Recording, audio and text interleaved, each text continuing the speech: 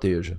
Hoje eu até entendo que essa galera é incontrolável, assim, mas é tão incontrolável a ponto de não respeitar um salve lá de cima, que parece que eles mandaram parar com isso aí, Não, né? agora tá mandando, porque... Ah, eles estão mandando parar. Não, então porque, supostamente, né? Porque tá bagunçado, entendeu, mano? Tá bagunçado. Estão falando. Daqui a pouco, o que o governo vai fazer? O Estado vai fazer? Vai dar a resposta. É. E a resposta vem com tudo, entendeu? Mas mesmo com esse salve, mesmo com essa resposta, você acredita que vai continuar matando algumas pessoas? Eu acredito que o crime tá um pouco mais desorganizado. Entendi. Você tem a foto aí, Pedrão? A primeira foto que eu pedi pra você, pra gente dar um contexto histórico para as pessoas poderem entender o que tá acontecendo. Esse aqui é o Fernandinho Beiramar, Luiz Fernando da Costa, beleza? Todo mundo conhece ele, de certa maneira. O Fernandinho Beiramar, chega no metade dos anos 90, ele começa a perceber que o Rio de Janeiro tem um problema. O Rio de Janeiro era fornecido por paraguaios. E você tinha que esperar a boa vontade dos paraguaios de ir lá e fornecer o pó. Então, às vezes, faltava em Acari pó 10 horas da noite de um sábado. Para quem é farinheiro, faltar pó 10 horas da noite de um sábado é um absurdo. Faz uma fila, o cara surta. O que acontece? O Fernandinho falou assim, mano, eu tenho uma oportunidade de empreendimento do crime aqui. Eu vou criar um estoque de pó aqui pro Rio de Janeiro. Então ele era tipo um delivery de pó. Um negócio que entrega pó a qualquer momento. Então, hub de distribuição. Exatamente, isso nos anos 90, mano. Então acabou o pó em Acari 11 horas da noite. Liga pro Fernandinho que ele coloca aqui 10 quilos. Pronto. A gente só mistura com o bicarbonato e começa a passar pros caras. Só que o Fernandinho, para fazer isso, ele precisou ir lá pro Paraguai e tirar a vida dos paraguaios, que eram os caras que pegavam esse pó da Colômbia e tinham a logística de trazer isso pro Brasil. Porque vocês lembram daquela época que tinha aquele comércio do Paraguai pro Brasil? Produtos do Paraguai, o pessoal falava. O que era isso? O Paraguai, ele baixou totalmente os impostos e o Brasil levava, por exemplo, café para lá, para exportar café por lá, que pagava menos impostos. Aí voltava com carga. Os paraguaios começaram a fazer essa logística. Depois foi só trocar os produtos. Entendeu? Quando a Colômbia começou a produzir em massa, com o cartel de Cali e de Medellín, os caras começaram a trazer pó. O Fernandinho vai e corta isso. Ele vai, tira a vida de um cara chamado João Morel, pega essa rota do pó pra ele e ele começa a fazer esse trabalho. Ele tinha um parceiro muito inteligente chamado Marcelino Niterói. Um cara extremamente inteligente, culto, intelectualizado, nasceu em Niterói, de família de classe média, fez faculdade, e o cara organizava todas essas contas, enquanto o Fernandinho era uma atitude. Então ele sai com uma quadrilha de 6 pessoas de Duque de Caxias, e ele vai lá tomar o Paraguai, tanto que a gente chama de Segunda Guerra do Paraguai. Com 6 pessoas já tomou o Paraguai? Isso, e já tinha membros do primeiro comando na quadrilha dele, que vira essa oportunidade também. Aí, troca pro 2 pra mim, Pedrão, pro próxima foto. Aí a gente tem um cara em 2009, 2010, que é esse cara aqui, que é o GG do Mangue. O GG do Mangue, Rogério Jeremias de Simone, ele é daqui da favela do Mangue, que fica grudado na Vila Madalena, Vila Mariana ali, Vila Madalena. E os playboys da Vila Madalena, o que eles faziam? Eles davam um tiro, tal, e ele começou a fornecer pros caras.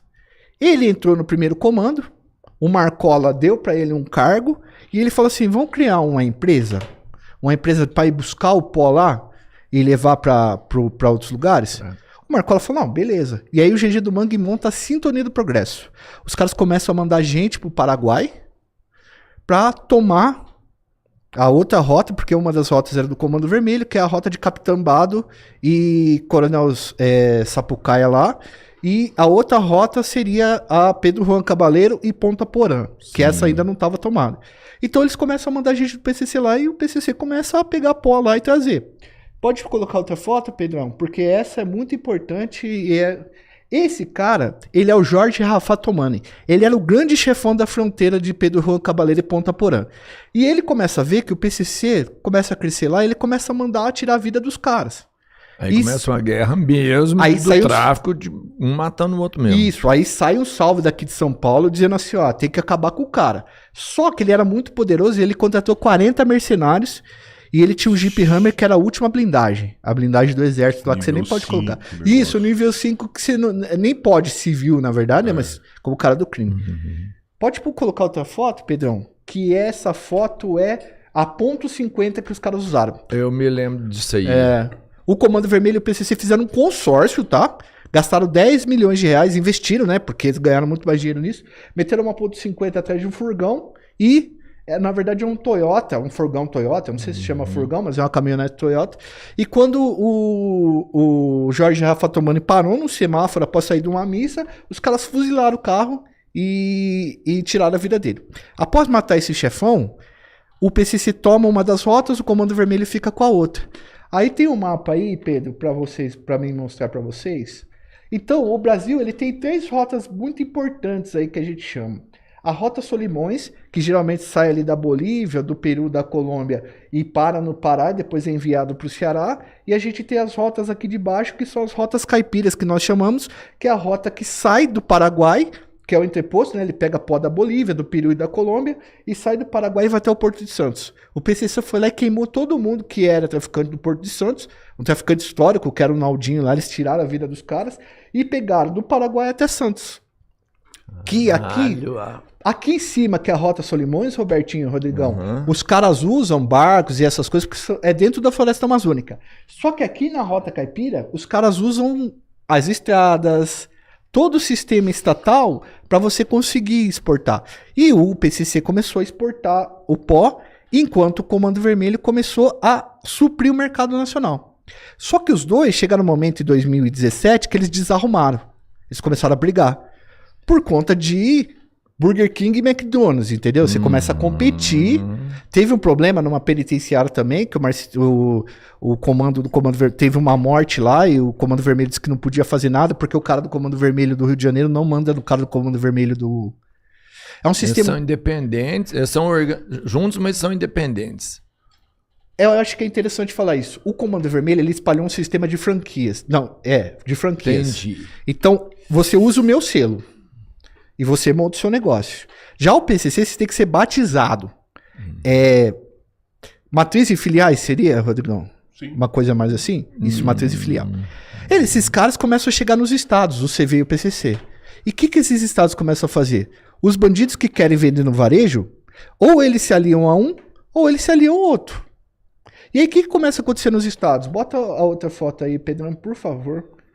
Mas o PCC levou vantagem, porque ele pegou direto para Santos e o interessante é exportar, né? Então, eles conseguem exportar de uma forma mais fácil, só que o CV também consegue exportar pelo Ceará, porque pegou a Rota Solimões. Ela ficou com o Comando Vermelho. exportam. Os dois exportam. Só que no Porto de Santos, você concorda comigo que é muito maior, certo? Então, o CV ele é muito mais importante nessa... Aqui... Vocês lembram daqueles massacres que começaram a acontecer em Alcaçuz, no Compage, como que chama aquele outro lugar? Altamira, os massacres que tinha nas cadeias em 2017? Sim. Acho que tem mais uma foto aí, né, Pedrão? Esse é dentro da cadeia, esse cara como diário. Isso! Cara, 56, 60 pessoas, 40 pessoas se matando. Por quê? O PCC e o CV chegou e era o momento das guerras para definir quem ia tomar conta do varejo nesses estados. Mataram os traficantes mais velhos e aí os mais novos começaram a entrar. Entendeu? Então, onde essas duas organizações chegavam, tinha uma guerra pesada. E aí começa, lá na Paraíba cria-se a Al-Qaeda e cria-se os Estados Unidos. Sei lá, no Pará cria-se a Família do Norte, o Sindicato do Crime, agora a Família do Norte. Então, vários outros lugares começaram a criar essas organizações. Todos os estados hoje têm organizações e pelo menos duas. Ou uma que é aliado que pega pó do CV, ou outra que é aliado e pega pó do primeiro comando. E certo? só essas duas fornecem, mas ninguém fornece, em quantidade. E logística, sim. É como assim, mano? Você tem um negócio de... Você pode ir lá hoje em Porto Quidiarra e buscar 1 quilo de pó. Mas você vai ser uma lanchonete perto do que os caras compram. Sim. Os caras conseguem baratear, os caras têm esquema, os caras têm logística, os caras têm pessoal. Então, em grande escala, num país como o Brasil, que tem uma dimensão continental... Cara, assim, tem vários caras do primeiro comando na Bolívia, tem na Suíça, tem em todo lugar. Hoje tem em todo lugar. A organização tá gigante, é um negócio gigantesco. Cartel já. Então, existe uma discussão muito forte em relação a isso, né? Uma discussão bastante acadêmica e bastante complexa do que seria um cartel, o que seria uma organização. Eu acho que ainda não, porque não controla desde a plantação até o ponto final, entende? Por exemplo, a organização precisa... agora tá abrindo uma rota lá no Golfo da Guiné, pela África, mas ele chega na Europa, ele tem que entregar para uma máfia distribuir lá, entendeu? Então, existe essa discussão. Por conta da ponta, então. Pequenos O problema detalhes, é né? A ponte e a saída também, né? A saída você acha que ainda é um problema? É, porque os caras não controlam a plantação, né, Rodrigão? Com tanta grana assim, será que a gente não vai descobrir daqui a um tempo que eles têm fazenda lá? Eles já que produzem, tem mas não produção? tudo, né? Esse é o lance da seriedade de trabalhar com o crime, né? Eu não posso fazer suposições, Verdade. entendeu? Pô. Eu não posso fazer suposições. Alguém lúcido nessa mesa. Bom, tem a próxima aí, Pedrão, pra mostrar pra gente? Eu acho que é interessante agora entender. Então aí, o que acontece, pessoal? Vamos lá pros símbolos e pros sinais. São só, né? Vamos lá pros símbolos e pros sinais. Toda organização de algum dos estados, ela pega pó ou do comando do CV ou do primeiro comando. Certo. Então elas absorveram também os sinais dessas duas organizações. Os sinais do primeiro comando sempre foi um sinal com 3 dedos para se identificar. Por causa do P, o C e o outro C, certo? Beleza.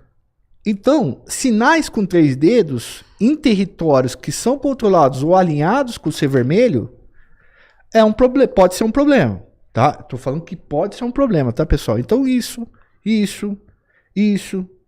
Coitado dos surdos, né? Porque isso aqui eu te amo em... Linguagem de sinais, e você né? tá... Olha como é que é as coisas, né? Um eu te amo tá fomentando o ódio. O que acontece também, antes da gente falar isso, antes de eu entrar nisso, eu acho que eu preciso falar uma coisa. Os presos, que eram chefões e que organizavam o crime na ponta, eles foram presos em presídios federais, que é muito difícil a comunicação.